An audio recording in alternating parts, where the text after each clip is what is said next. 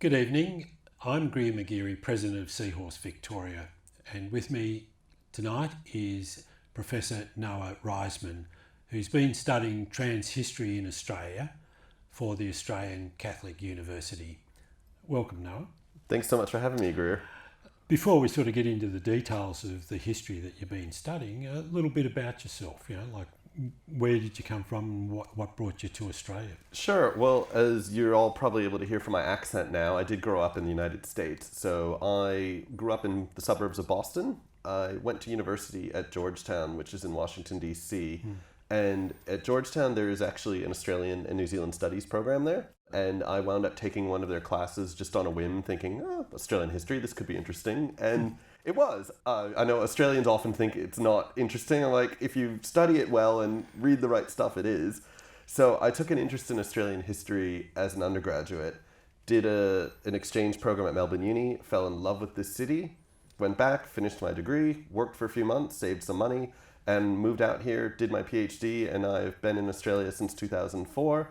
The accent doesn't go away, but I did become a citizen in 2011, so I'm a dual citizen, which means I can't run for parliament. One of the interesting things about Australian history is the strong women's movement that was from particularly the 1850s onwards, and how right through to Federation that women were very prominent behind the scenes as well as at the forefront of developing freedoms or equality issues are always on the agenda. And of course, while New Zealand sort of beat Australia to actually formally have women vote in election, it was in South Australia in the 1890s that I think through a cynical attempt to, no one will ever think of doing that, gave women both voting rights and franchise rights so that they could actually stand for parliament. So it was ironic. Yeah, and it's interesting you raise women's history because I've been very fortunate that the historians who I've studied under and who've mentored me are very much gender historians, and a lot of them have expertise in women's history. So that's part of why I'm interested in trans history, is this broader history of gender in Australia. And as you say, 1800s, Australia at the forefront of the women's suffrage movement. When we get into the 20th century, or even before then, I've got colleagues who do a lot of work on welfare history and the way that women were often involved in movements for welfare to support immigrants who are coming to Australia. When we get into the 1900s and especially the 30s, there are women who are activists for Indigenous rights, especially coming out of Western Australia, for instance. Aboriginal women are part of this history and the roles that they've been playing to advocate for themselves, their families, their communities. When you go even more recently, there's obviously a lot more examples in politics as well. So, I think gender in Australian history is a huge part of what a lot of historians are interested in. It's interesting, I read an article a few years ago that said, amongst academic historians in Australia, there is actually a majority of women, and that's not common in most fields, and that's not common in the field of history in other countries. But I think it's something Australia can be proud of. As much as there's lots to be proud of, there's still a lot of things that need to be fixed up, because of course, one of the things with that's probably to Australia's detriment is that just after Federation in 1901, the bill was passed to exclude Indigenous people from the population count as well as from virtually everything. Well, and also the Commonwealth Franchise Act, the first Commonwealth Electoral Act in 1902, which gave women the vote at the Commonwealth level, one of the deals was at the same time it disenfranchised Aboriginal people. That's right. So that was in the same law, was sort of the trade-off. We'll give women the vote, white women the vote, Aboriginal people, including men, no vote. Yeah, we're still suffering the consequences of that. But that sort of brings us into how trans has been viewed through history. I suppose for all of history is that it's a minority group compared to the main population. Indigenous people in Australia are a minority group compared to the broader population group. In some ways, and something I wrote for Seahorse's 45th anniversary history was that until we really deal with the majority minor group, i.e. Black Lives Matter, which has been very prominent through 2020 around the world, is that minorities like trans won't get the same sort of recognition. It doesn't matter which minority you pick. Black lives being the largest of the minority groups, as it were. If people finally realise that we just treat you as I would prefer to be treated myself, then that's going to have a huge impact on all the other minorities, as it were, because suddenly you've overcome that prejudice that's inherent in it. There's obviously intersections as well. I mean, one of the big, I suppose, movements, let's say, within the history discipline, studying history of the past 30 years has been more of a shift to intersectionality, which is our sort of fancy academic way of saying that everyone has different overlapping and intersecting identities.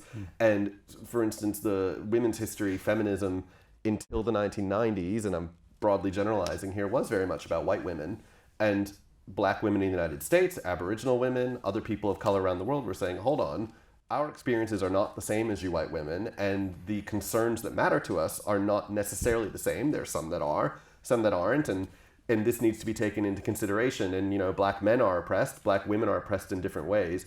And so a lot of the movement within the women's movement has been to look at intersectionality and realizing, you know, there are moments where solidarity is really important. I guess that's my long-winded way of saying injustice against trans people, injustice against Indigenous people, injustice against people who living with a disability, injustice against cisgender women. All these different injustices come from power, and these groups need to work together to combat all of these structures that disenfranchise, that create power imbalances and create inequalities for people.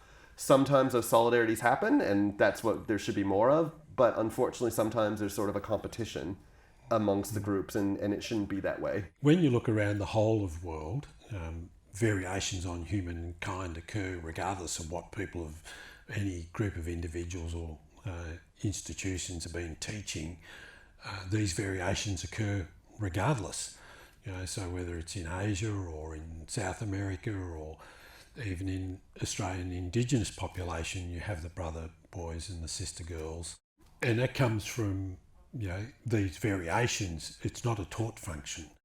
And I think studying history, and not just the broad topic of, you know, this person sailed in a boat to that place, but it's the impact each of those things has on individuals and groups of individuals really comes to the fore by studying history. And, you know, that's where the likes of what you're doing is very important. Thank you. And I mean, a few things to say to that. I mean, I'm not a historian of ancient Greece. I've done very little, but I did read Plato's Republic years ago. And I remember in Plato's Republic, one of the dialogues was about gender, or it was sort of about gender and sexuality. And there was this theory that when the gods created humans originally, there were sort of two bodies put together, and there were ones that were male and male, ones that were male and female, and ones that were female and female. Again, it's so long since I read it, but it is distinct that something happened where the gods separated the bodies, and they said men who are attracted to men, they were originally descended from the ones who were men who are attracted to women, and women attracted to men. It was from that group. And so even as early as ancient Greece, there were different ideas about sexuality and gender. As you mentioned, other cultures, you know, sister girls and brother boys. In some parts of the Northern Territory where the traditional languages are more spoken, there are words for a third gender. In the North America, now they use the word two-spirit as a sort of all-encompassing term to think about third and multiple genders, but they would have had different terms in the different languages, pre-colonization. Katoi people in Thailand, Fa'afafine in Samoa. There's so many different groups that show that gender has never just been two. It's never been binary. It's always been messy. And I don't say messy in a bad way. Yeah. I mean, it's complicated, it's messy, it's complex, and I think that's a beautiful thing. And studying the history, both in Australia and other parts of the world, brings that out and shows that contrary to what some opposition might say, this doesn't have to be a problem. This is about letting people be who they are. To go to the other point you made about history not just being about great moments or this ship sailed here or this, that, and the other. So what I do and what a lot of Australian historians do, and historians in the rest of the world too, but it's especially prominent in Australia, is social history, which is looking not just at the big people, the big events, the big moments, that this happened on this date. It is looking at lived and living experiences and how people at various eras from different groups and in different circumstances were living their lives, and not just living their lives, but the interactions they had, the movements they had, the structures that were impediments or structures that supported them. This is social history. History from below is the other term it's used, and that's the sort of history that I research. Movements of ships is lovely too. I think when I was younger I was into that. But one of my direct relatives was born in Melbourne in 1844. Her parents arrived here in February 1842 when Melbourne was not even 5 or 6 years old. And pre-Gold Rush. Pre-Gold Rush. But one of the things that was very noticeable in just looking at the basic documents of death certificates and things, that the tough life that people have, and it's not just on the immigrant side, but even at the Indigenous people side, when disease and things happen, because I think of something like about 9 or 10 children that one came out to Australia, all the rest were born in Australia. I think only 3 survived into adulthood. Or maybe only 2 actually survived into late adulthood. Which would be common for that era. Which is really common. And that sort of social history, I think, is very important to let people understand. And we even go back further because in terms of looking at how we look at old documents, we're constantly reminded by certain institutions that certain ancient documents says that, being homosexual or being trans is against the nature of God. Yet, for those documents that are 3,000 or 4,000 years old, acknowledge the fact that they existed.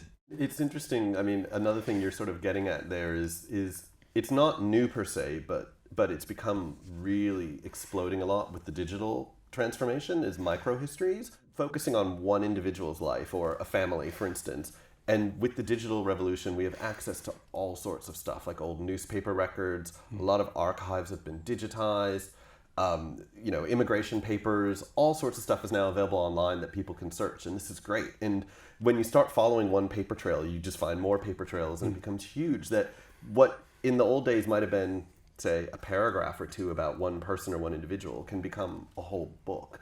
And what historians are grappling with, and I don't say this in a bad way, again, I think it's great, is the way we can use these micro histories of, say, one family or one individual or one organization even, and sort of broaden out from that to look at what does this tell us about the bigger experiences of, say, trans and gender diverse people or Indigenous people or immigrants or whatever group it is, or intersecting groups that this group person comes from. And so, I mean, a lot of my more recent work has been a bit of microhistory of looking at an individual and how that person is, I don't want to say representative, that might not be the right word, but in many ways reflects a lot of broader trends of people of a particular group at that particular time.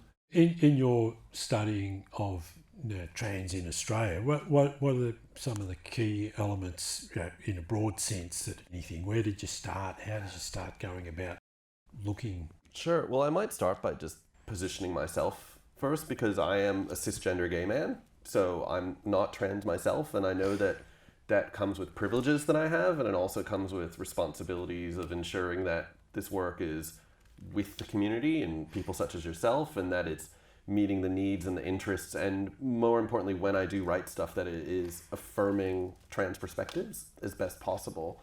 What brought me to this project was my previous study was looking at the history of LGBTIQ people in the Australian Defence Force. And of course, part of that is the T, so transgender people in the Defence Force. And in that project, I interviewed about a dozen trans people, past and present, most present serving. And one thing that came clear from those oral history interviews was you can't understand the experiences of trans people in an institution like the Defence Force without knowing the broader context and the broader history, the legal, the medical, the social, and the living experiences.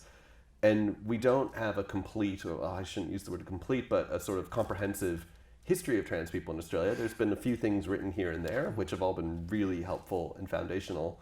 But I approached a few trans friends and said, what do you think of a project on trans history? And they said, yes, And so this project grew out of that.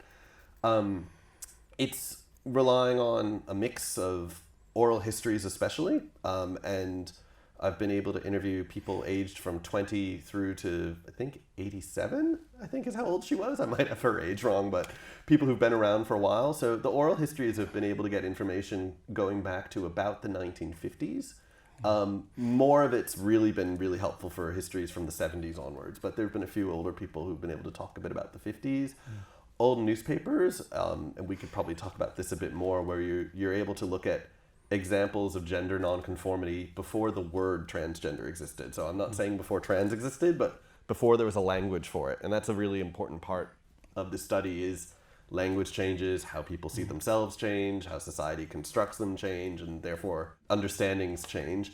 The Australian Queer Archives, which until late 2020 was the Australian Lesbian and Gay Archives, they've just changed their name, have quite a few materials, LGBTIQ old media they've got papers donated from various collections and organizations that have worked with trans and gender diverse people. But one thing that's been so remarkable and I've been so grateful for is of the people I've interviewed, these remarkable people, many of them activists, many of them sort of working in community groups such as yourself. I don't know whether you'd call yourself an activist or not, but so I won't give you that label. But also I use the word very loosely, but ordinary people, and I use that word loosely. A lot of them have saved stuff, and in their personal archives, they have documents going back decades that aren't anywhere else. And I'm talking old newspaper or magazine articles about trans that isn't digitally searchable. So like, it would not be easy to find this stuff otherwise if they hadn't saved it. I'm talking about records of organizations that no longer exist. Like there was a short-lived group called the Victorian Transsexual Coalition that existed from 1979 until about 1985.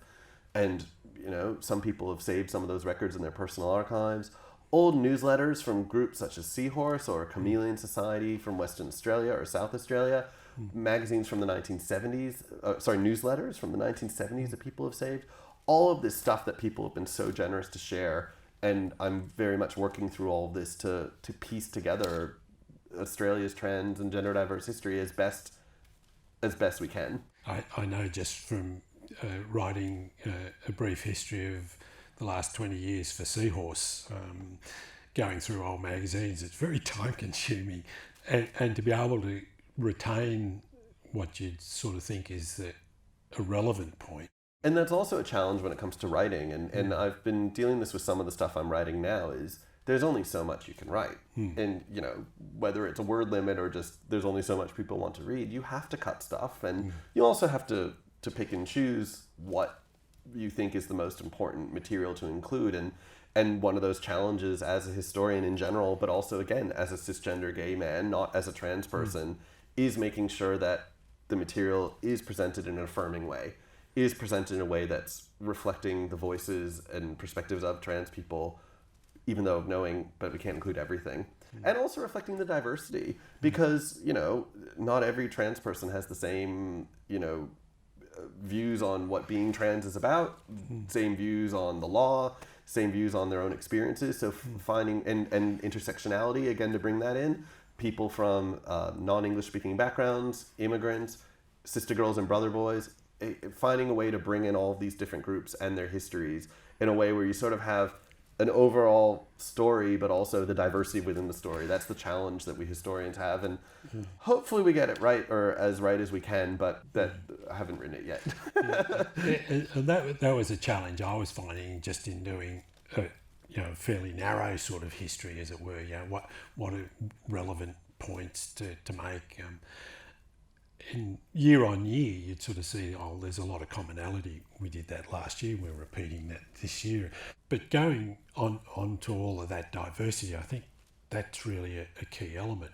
With my role at Seahorse, as sort of being the front person for many years, the thing that I try and even in one-on-one personal conversations is talking about how you feel as a trans person. And so, look, you know, I can only speak from my personal experience and my observations. I may be 51-49%, you know, 60-40, 70-30. You know, you've got to work out exactly where you are. But it's learning to be comfortable with yourself. You would have had similar things, outing yourself as a gay man. So you've got to be able to, how do I make my life work for me, being open about myself. It's interesting you say that, because one thing that I found is the arguments, the anti-trans arguments, they haven't changed much in the last several decades. When looking at, say, Victoria in 2000, when they were debating anti-discrimination legislation, arguments were coming up about bathrooms, or about a person who might, want to pretend to be trans to get some sort of benefit. I don't know what benefit they think they'd get, but 20 years later, same arguments. Sport, really, I've been doing quite a bit of work on sport recently. In 1996, the Commonwealth government had an inquiry into sexuality discrimination. Now, they called it sexuality discrimination, but in the terms of reference, it included gender identity in trans as well. So trans was part of that inquiry. And it was actually really remarkable, comprehensive inquiry. And you read it now, and I just think politicians should dust it off and reread it, because it was published in 97. It's pretty good, accurate today. But it got knocked back. The right wing picked up on 2 pages of the inquiry. Only 2 pages talked about sport. And they used the argument about trans women in sport, unfair advantage, not really women, predators wanting to disguise as women, all the same arguments that now, 25 years later now, still being used.